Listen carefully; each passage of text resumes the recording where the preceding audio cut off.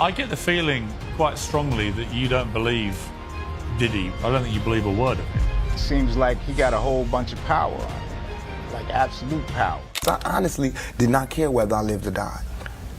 But now, I can't leave until this shit is straight. You know, I can't go until y'all really know what time it is. I'm sorry, I'm just like really, I'm in this moment right now. This is crazy. Sorry. All right, guys, let's dive right into this. Because what's being revealed right now could completely flip everything we thought we knew about Tupac and his story. For almost 30 years, we've been fed the same version over and over again. Las Vegas, a late-night drive-by. Tupac shot multiple times, rushed to the hospital, 6 long days fighting for his life, and then the tragic ending. Case closed, right? That's the narrative we've all heard. The one that got repeated in documentaries, news specials, and countless interviews. But now something has cracked through that wall of certainty. Imagine this. Tupac's own brother, Mopreme Shakur, sitting across from Piers Morgan, calm but sharp, his eyes steady on the camera, and dropping a statement that instantly changes the room. He's basically saying, we've been fed lies for decades. What did he say that day when he called you? You know, I had my guys with me, thug life guys, and we heard what he had to say. He basically said he ain't have nothing to do with my brother's murder. And let's be clear, this isn't some random conspiracy theorist on YouTube. This isn't a fan chasing clout. This is family, someone who shared a home with Tupac, who grew up next to him, who knew the man better than most. And that's what makes his words hit so much harder. When Piers brings up Diddy, all the times Diddy swore up and down that he had nothing to do with Tupac's death, you can see Mopreme's reaction. He's not convinced. Not back then, not now. He has doubts, deep doubts, and he's not keeping them private anymore. He's putting them out there on national television. And this isn't just a gut feeling. He's been carrying this suspicion for years. Picture this. It's 2008, more than a decade after Tupac's murder. And out of nowhere, Diddy decides to call the Shakur family. He doesn't call casually, he doesn't leave it alone. He calls directly through radio host Big Boy, setting up a line of communication with Mopreme himself. Why?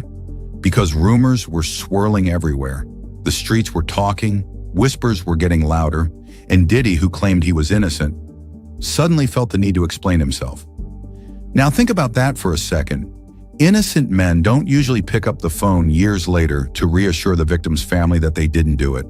They move on. They ignore the noise, but Diddy, he couldn't ignore it. He was rattled. He was bothered enough to set up a personal conversation, probably with his whole team around him, lawyers, advisors, maybe even PR people, trying to guide his every word. And yet Mopreme wasn't convinced. He listened, yes. He heard Diddy's denials, but deep down, he didn't buy it. His response was short, simple, and devastating. The truth always comes out. 4 words that must have echoed in Diddy's head long after he hung up the phone. And now here we are in 2025. Boy, Puffy called me though. Puffy called me back in the day. He called me, he was like, I just want you to know I ain't have nothing to do with your brother's, you know, I know who you are, but we never met. 17 years later, Mopreme is sitting on a mainstream talk show, calmly but firmly questioning the very narrative we've accepted as fact. And look at Diddy's situation today. Federal racketeering charges hanging over his head, FBI raids tearing through his mansions, insiders and former allies beginning to break their silence. The empire he built is shaking, maybe even collapsing, piece by piece. Doesn't it feel like Mopreme's words from 2008 have come back with a vengeance? That call meant to control the damage now looks like a moment of desperation instead of strength. Ask yourself this. If your brother was murdered and you genuinely believed the official story, would you still be fighting for answers almost 3 decades later? Would you put yourself on national TV, risking backlash to question the entire case? Most people wouldn't. They'd seek closure. They'd try to move forward. But Mopreme hasn't stopped. He's still looking for the truth, and that persistence tells you something. To me, it suggests he knows more than he's willing to reveal outright. And notice how careful he is with his language. He isn't shouting conspiracy. He isn't throwing out wild theories. He's choosing his words like a man who understands the weight of what he's saying, planting doubt carefully, almost surgically. And the timing couldn't be more critical. With Diddy already drowning in legal troubles, with his empire under fire, and his reputation shredded by wave after wave of allegations, Mopreme stepping forward now doesn't feel like coincidence. It feels intentional. Maybe this isn't about fueling rumors. Maybe it's about confirming what's been whispered in the shadows for years. Because if Mopreme Shakur is right, then everything, and I mean everything, we thought we knew about Tupac's death and hip-hop history might be on the edge of being rewritten. Part of Tupac's legend is that he'd been shot 5 times and survived before that fateful night here in Las Vegas in 1996. And because of that, Tupac's legacy has always been linked to Vegas. People were starting to connect the dots, and Diddy knew he had to get ahead of the story. But here's the thing. Once you're making desperate phone calls to prove your innocence, you've already lost the upper hand. Mopreme's words, "the truth always comes out," are beginning to sound less like a warning and more like a prophecy. And now the cracks in the old narrative are starting to widen. For decades, Diddy has denied any involvement in Tupac's murder. But according to reports, investigators have been sitting on some explosive material all along. We're not talking about rumors from the streets. These are official interrogation tapes, recordings where Diddy's name comes up 47 times in connection with Tupac's shooting. 47 times. And these tapes, they feature Keefe D, the very man now facing charges tied to Tupac's death. He wasn't muttering in secret or passing notes in the dark.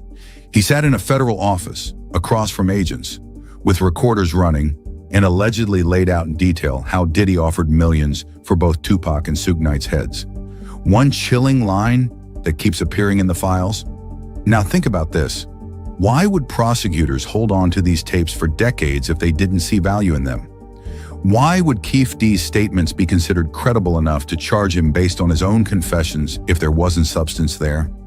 Meanwhile, Diddy spent those same years building an empire, winning awards, giving speeches about peace and unity, denying any involvement at every turn. But the whole time, those tapes sat in evidence lockers, waiting like shadows that never went away. Fast forward to today. With Diddy facing racketeering charges and his empire under fire, those old tapes aren't just forgotten history anymore. They look like potential evidence that could tear apart his carefully built narrative. And here's the kicker. Prosecutors are often known to bring in older evidence to build broader cases. If they can show Diddy was allegedly running a criminal enterprise now, what's stopping them from connecting it to alleged plots from the 1990s? Keefe D's words about million-dollar bounties don't just sound like bar talk anymore. They could be the missing puzzle piece in the biggest unsolved case in music history. If those recordings ever make it to a courtroom, Diddy's denials might crumble faster than his business empire. And it doesn't stop there. When agents raided Diddy's mansions, they weren't even looking for Tupac evidence. They were after modern files, financial documents, racketeering trails. But sometimes the biggest discoveries happen by accident. Buried deep in his personal papers, investigators reportedly found documents with a single word stamped on them: Cuba. To most, that might sound like nothing. But in a case of this scale, nothing is really random, especially when that word ties directly into decades of speculation that Tupac may have escaped to Cuba after faking his death. Remember Tupac's aunt, Assata Shakur? She's been living in exile in Cuba since 1984. That fact has fueled conspiracy theories for years. And then there's Michael Nice, Tupac's former bodyguard. He claimed for years that he was part of an operation to smuggle Tupac out of Las Vegas, switching bodies at the hospital, arranging a private jet to Barbados, and then making the final move to Cuba under Castro's personal protection. Everyone called him crazy, dismissed him outright. But before he could release proof, he mysteriously vanished. Gone. Disappeared. He even insisted that Castro himself approved the plan, turning Tupac into a protected asset. Sounds unbelievable, right? Except now, with Cuban references allegedly showing up in Diddy's private files, it doesn't feel so far-fetched anymore. Theories that once sounded like fantasy suddenly feel a lot harder to dismiss. And if even a fraction of this connects, then maybe the whispers weren't just whispers after all. If Diddy truly kept documents linking him to anything Cuban, it raises a chilling question. Did he know Tupac was alive, or was he part of an effort to keep that secret buried? Why else would there be Cuban files in his possession, unless he was monitoring someone or something connected to that island. For years, residents in Havana have whispered about sightings. A tall man with Tupac's build moving through side streets, slipping into a cafe, vanishing before anyone could snap a clear photo. Grainy clips, shaky eyewitness accounts, rumors piling up about a legend hiding in plain sight. And remember, Tupac's myth has always been tied to survival. He'd already taken 5 bullets and lived before that final night in Vegas, September 1996. His legacy and that city are forever linked. But here's the eerie possibility. If Diddy's files contain communications with Cuban contacts, financial transactions, or surveillance-style notes about Tupac's movements, then we're not just talking about a cover-up. We're talking about an international conspiracy stretching across decades. Those Cuba files could be the smoking gun that suggests Diddy knew all along, and may have helped sustain the biggest deception in hip-hop history. Now imagine if prosecutors decided to open those files and reveal them to the public. The fallout could be catastrophic. It wouldn't just rewrite September 1996, it would shatter everything we thought we understood about that night, about Tupac, and about the industry that tried to move forward after him. I'm sorry, I'm just like really, I'm in this moment right now. This is crazy. Sorry. People don't really know how much what it does to you when something that you love is taken from you and thrown away like it don't even matter, and then they move on with their lives and you're stuck. You're stuck during those years. You're still stuck 21 years later. And as if that weren't enough, the official records surrounding Tupac's death only add fuel to the fire. Start with the coroner's report, supposed to be airtight, right? These are medical professionals documenting physical facts, but somehow Tupac's height and weight were recorded incorrectly. We're talking about basic details, the kind of measurements any examiner would get right without question. Errors happen, sure, but when the entire world is watching, when you're handling the most famous rapper alive at the time, how does something that simple get overlooked? You'd expect someone to double check, but the anomalies don't stop there. The cremator who reportedly handled Tupac's body, he retired immediately afterward. Not a year later, not months later. Immediately, he finished that job and walked away from the profession forever. Who does that? Who steps away from their career right after handling the most high-profile case of their life? And then there's the Vegas shooting itself. September 7th, 1996. Tyson had just fought. The Strip was packed. Thousands of people, cars clogging the streets, tourists flashing cameras everywhere. Yet somehow nobody saw the shooter. Nobody caught a clean glimpse of the gunman or even the vehicle. How does that make sense? Suge Knight, sitting right beside Tupac when it happened, has been hinting for years that the story doesn't line up. He doesn't come right out and say it, but his comments suggest the official account might be hiding more than it reveals. Back in 2014, Suge Knight didn't just hint. He said it straight to TMZ. Why you think nobody been arrested? 'Cause Tupac not gone. Think about that for a second. This isn't a random fan theory or a YouTube rabbit hole. This is Suge Knight, the man who was in the car that night, who lived through the chaos, who saw it unfold with his own eyes. If anyone knows how real that night was, it's him. So why would he throw out a line like that? Was he trolling? Or was he planting a truth in plain sight, knowing most people wouldn't dare to take it seriously? Now, maybe on its own that comment feels like noise, but stack it next to the other inconsistencies, and it becomes something else entirely. The coroner's report listed the wrong height and weight. How do you mess up basics like that when the world is waiting for answers? Witnesses who were vocal at first went silent, while others seemed to vanish altogether. The cremator who allegedly handled Tupac's body retired right after the job, walking away from his career on the most high-profile case he'd ever had. And the Vegas shooting itself? One of the busiest nights of the year. September 7th, after the Tyson fight. Thousands of people shoulder to shoulder, cameras flashing everywhere. Yet not one reliable eyewitness to the actual gunman or even the vehicle. How is that possible? All these pieces might look random individually, but together they start to form a disturbing pattern. And here's where things start connecting to Diddy's present-day situation. With everything unraveling around him, federal probes, racketeering charges, raids on his mansions, The same old conspiracy theories people used to laugh at suddenly feel different. Prosecutors aren't accusing him of petty crimes. They're framing Bad Boy Records as something far more sinister, a criminal enterprise disguised as a music label. Racketeering, coercion, exploitation, the kinds of words you'd expect in a mafia indictment, not in hip-hop press releases. The deeper you look, the more it feels like Bad Boy wasn't just a hit factory. It was a machine built to control, silence, and intimidate. And then you have the infamous freak-off parties, once the stuff of late-night jokes and gossip blogs. But according to prosecutors, these weren't just over-the-top celebrity get-togethers.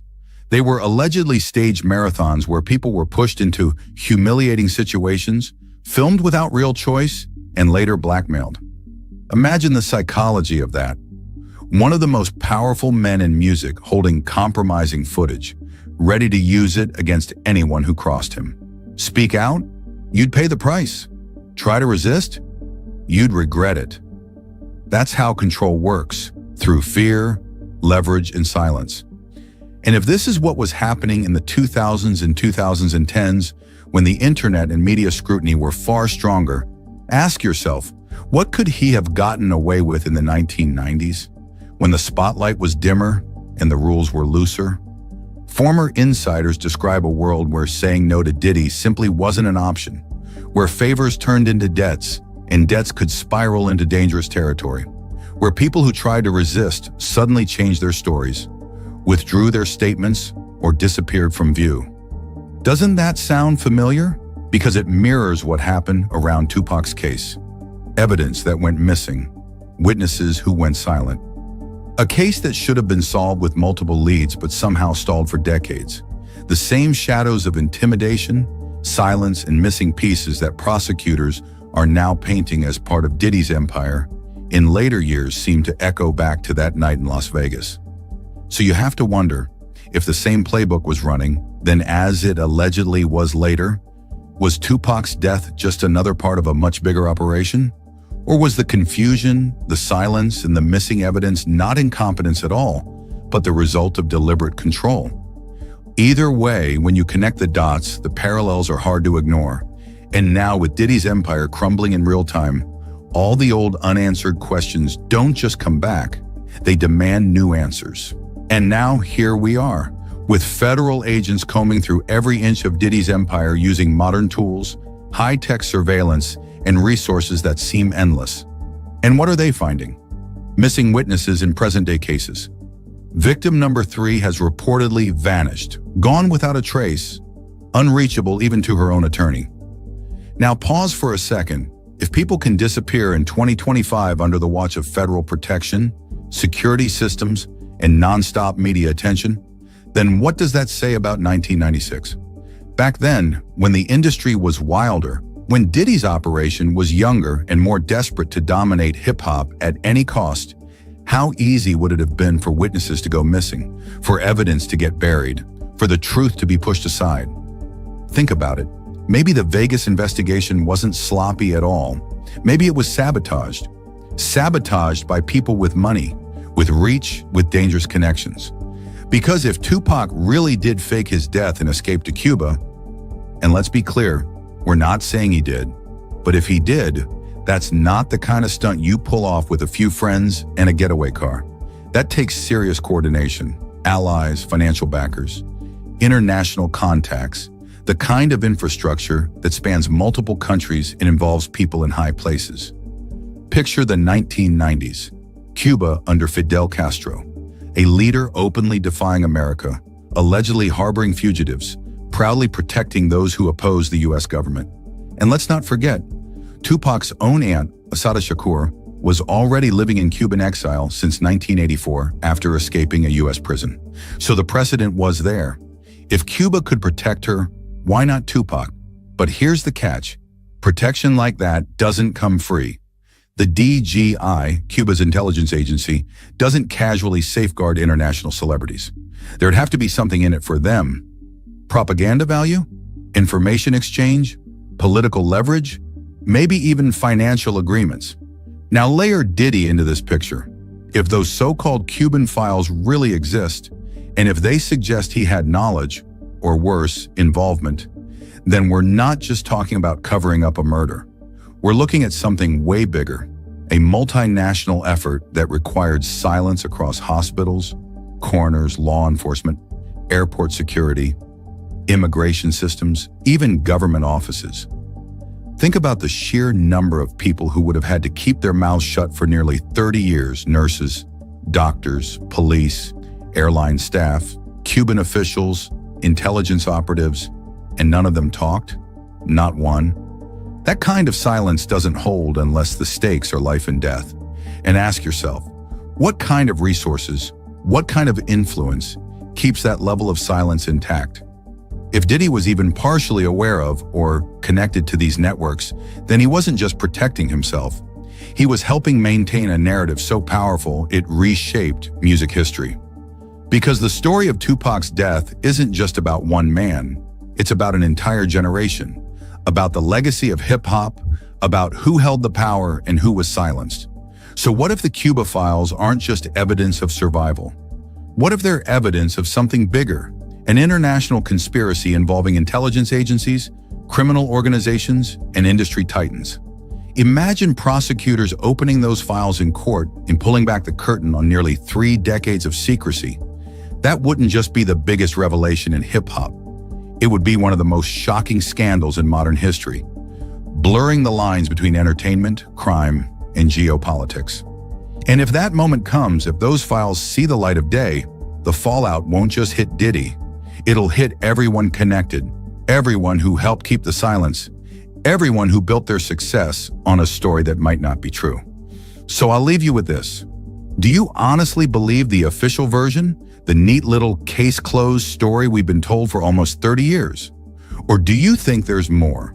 Layers that were hidden, voices that were silenced, truths that were buried? Because if even a fraction of this is true, then we're not just talking about the biggest cover-up in hip-hop. We're talking about international espionage, a deception so large it redefined culture itself. And now, as federal agents pick apart Diddy's empire, we may finally find out what really happened. But until then, what do you think? Could Tupac's fate still be one of the biggest secrets in music history? Or have we been chasing shadows all along? Either way, this story isn't finished. It's only getting started.